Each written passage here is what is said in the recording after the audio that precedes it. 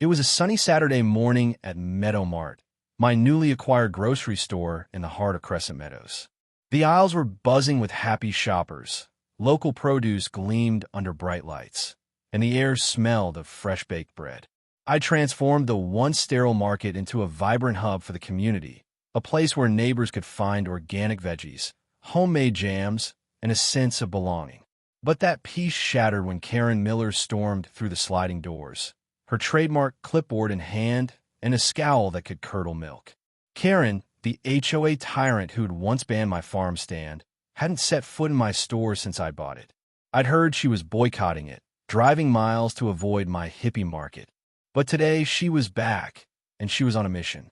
I watched from the checkout as she marched to the organic avocado display, only to freeze at the sight of a small out-of-stock sign. Her face turned beet red, and before I could blink, she was yelling, "This is unacceptable," loud enough to silence the store. Shoppers stared as she ripped the sign off the shelf and flung it to the floor, her clipboard swinging like a weapon. Things escalated fast. When a young cashier, Mia, politely explained we'd have more avocados tomorrow, Karen shoved a basket of lemons off the counter, sending them rolling. "I demand to speak to the owner," she shrieked. That's when I stepped in, heart pounding but voice calm. "That's me, Karen. Let's talk." Her eyes narrowed, and for a moment, I thought she'd back down. Instead, she lunged, grabbing my arm and accusing me of sabotaging her shopping. The store went dead silent. In that chaos, a wild idea sparked. Karen's meltdown was about more than avocados. It was her last stand against a community that had rejected her control. I could have called security, but I saw a chance to turn this into something bigger, something that would shock Crescent Meadows and cement my store's place as a symbol of freedom. What happened next wasn't just a response to her fury. It was a masterstroke that left everyone, including Karen, speechless. Crescent Meadows was a gated suburban enclave where uniformity once reigned supreme. Manicured lawns, identical beige houses, and a suffocating HOA rulebook defined the place. Until I shook it up. I'm Sarah, a farmer and now the proud owner of Meadow Mart, the grocery store I bought to spite Karen Miller after she banned my farm stand. My store was everything her HOA wasn't. Colorful, local, and free-spirited. Wooden crates overflowed with heirloom tomatoes. Handmade signs advertised community events, and customers lingered, chatting like old friends.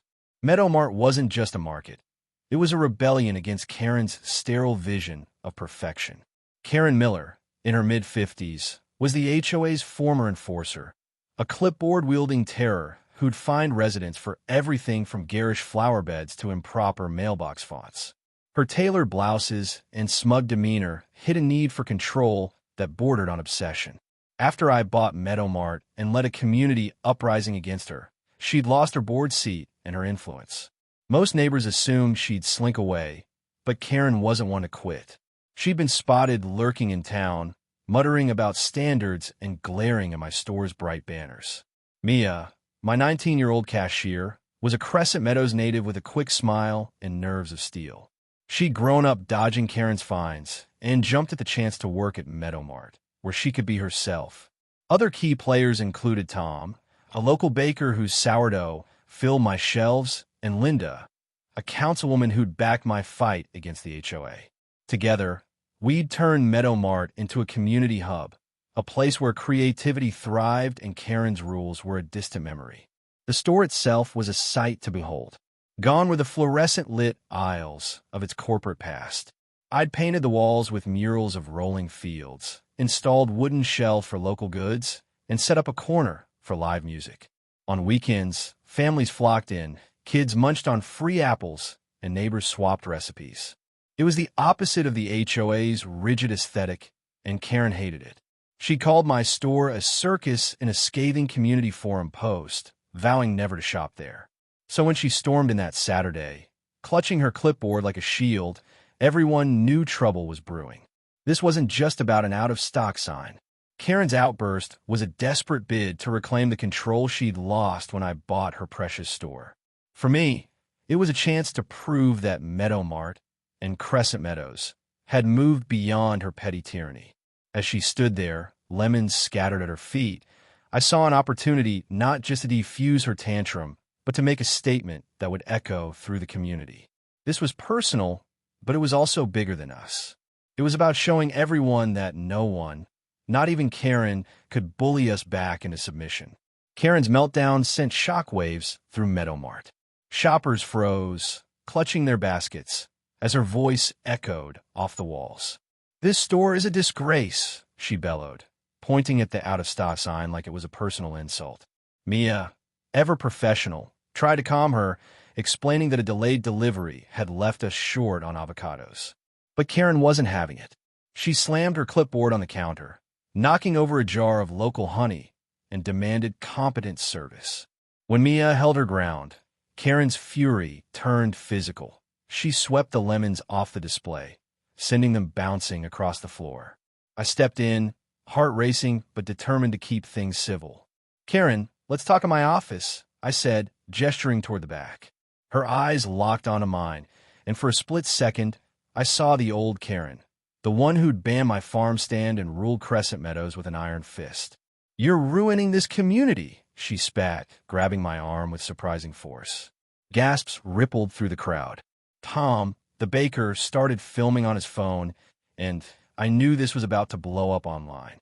I gently pulled free, keeping my voice steady.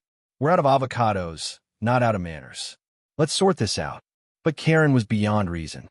She accused me of targeting her, claiming I deliberately emptied the avocado bin to humiliate her. Shoppers started whispering, some pulling out phones to record. I could have called security, but I saw a bigger opportunity. Karen's tantrum was a gift, a chance to show Crescent Meadows how far we'd come since her HOA days. I glanced at Mia, who nodded subtly, ready to back me up. "Everyone," I said, raising my voice, "this is what happens when someone can't let go of control. Meadowmart is about community, not tantrums." The crowd murmured in agreement, but Karen doubled down, shouting about standards and respect. She tried to rally the shoppers, pointing at the scattered lemons like evidence of my failure. "This is what you get with her kind of management," she yelled. No one bought it. A mom in the crowd called out, "Lady, it's just avocados." Laughter broke the tension, and Karen's face flushed deeper. The community forum lit up as Tom's video spread. Hashtags like hashtag Karen Meltdown and hashtag Meadowmart Madness trended locally, with comments like, "She's at it again," and "Sarah's handling this like a boss." Neighbors posted their own Karen stories, fines for loud, wind chimes, warnings for untidy porches. My phone buzzed with support. "Don't let her win. You've got this." I kept the momentum going, posting a quick update.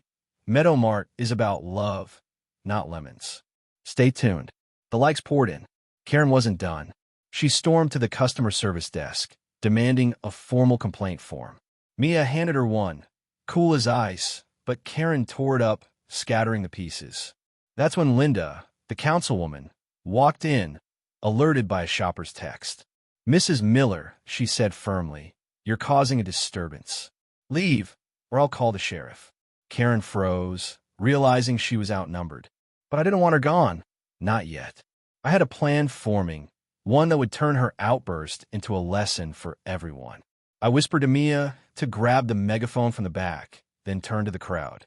"Let's show Karen what Meadowmart's really about," I said. The shoppers cheered, sensing something big. Karen's eyes darted nervously. She knew she was losing control, but she had no idea what was coming. This wasn't just about de-escalating her tantrum. It was about flipping the script in a way that would shock Crescent Meadows and make Meadowmart a legend. The store was a pressure cooker. Karen stood by the customer service desk, clipboard trembling in her hands, as shoppers filmed and whispered. Her outburst had turned Meadowmart into a stage, and I was determined to steal the show. Tom's video was already racking up views online, with comments flooding in. "Karen's lost it. Sarah's store is the best thing to happen to this town."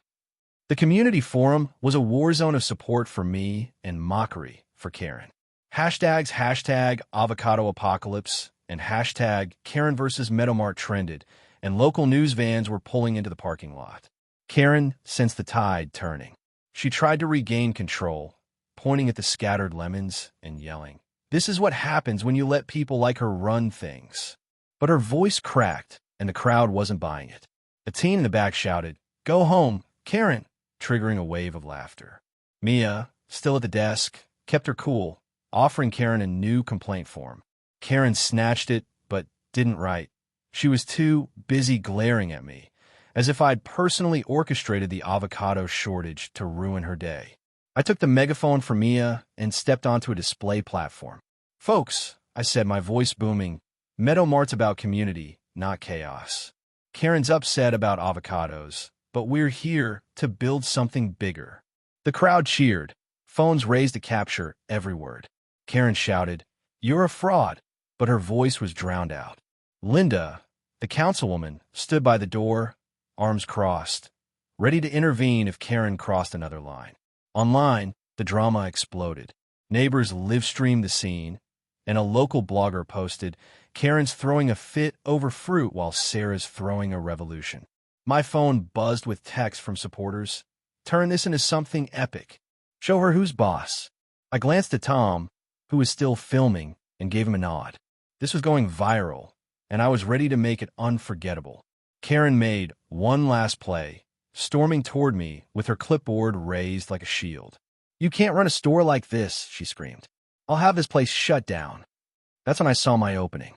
I lowered the megaphone and said, "Karen, if you're so good at running things, why don't you help us restock?" The crowd roared with laughter, and Karen froze, caught off guard. I pressed on. "Stay for our community restock party.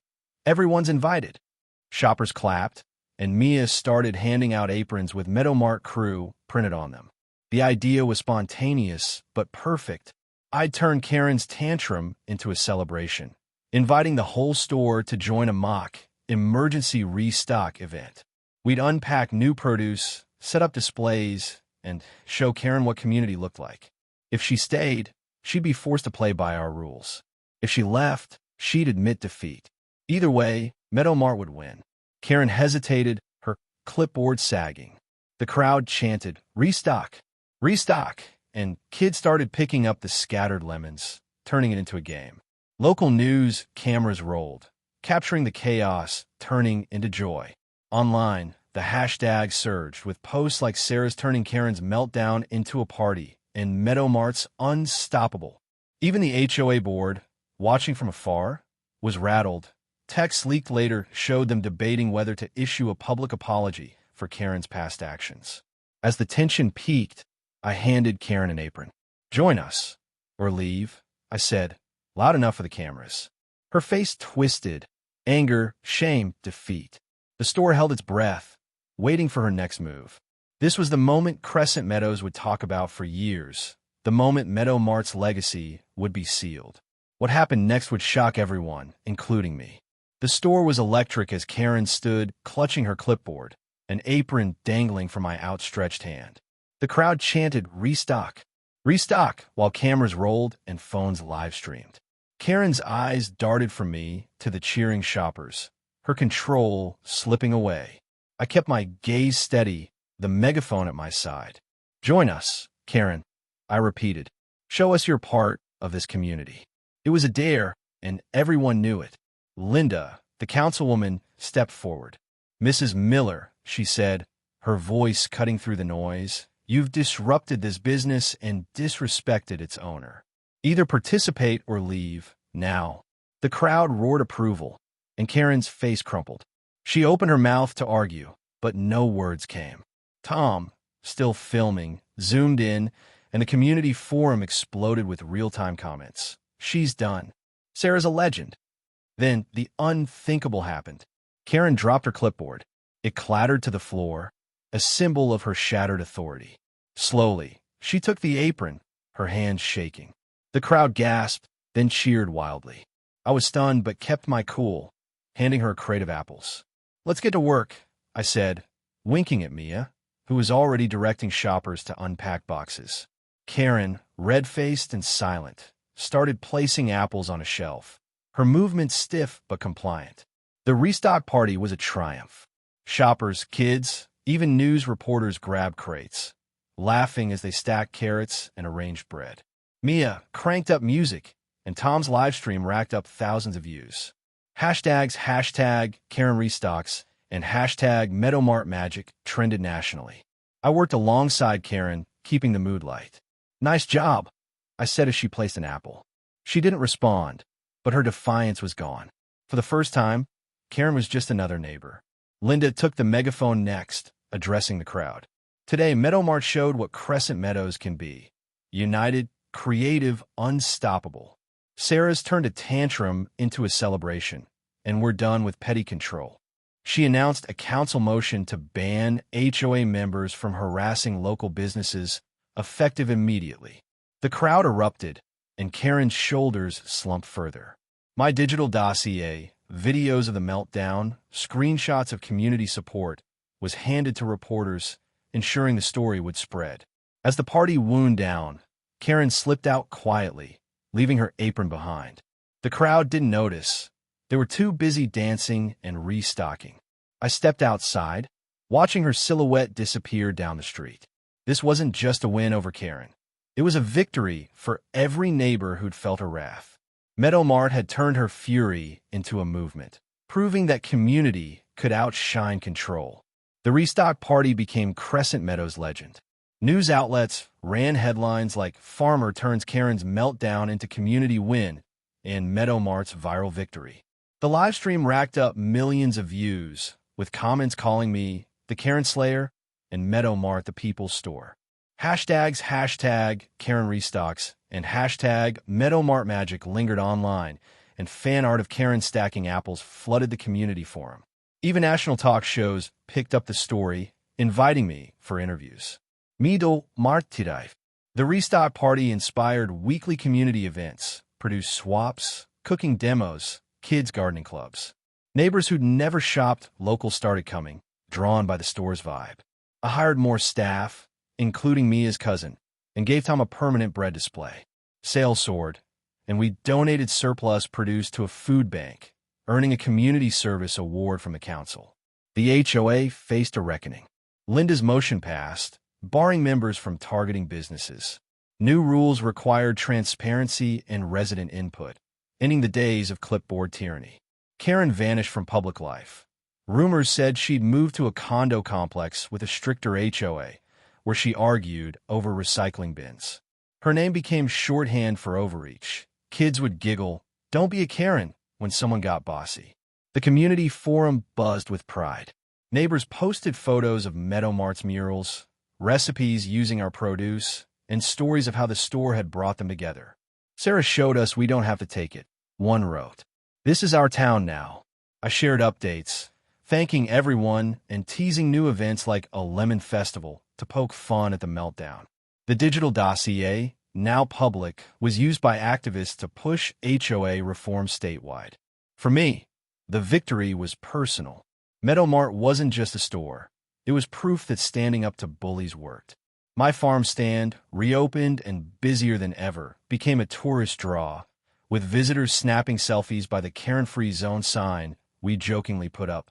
Neighbors brought me gifts, homemade pies, knitted scarves, saying I'd given them courage. Mia, now my assistant manager, joked we should sell Restock Survivor t-shirts. At a community barbecue, under a banner reading "Grow Together," Linda raised a toast to Sarah, who turned lemons into legacy. The crowd cheered, kids ran through the grass, and music filled the air. I looked at Meadowmart, its windows glowing with murals and life. Karen's fury had been a spark, but we'd built a fire, one that warmed Crescent Meadows and burned away her control. As the sun set, I knew this was just the start. We'd fought for our freedom, and no one, not even a clipboard-wielding Karen, could take it away again.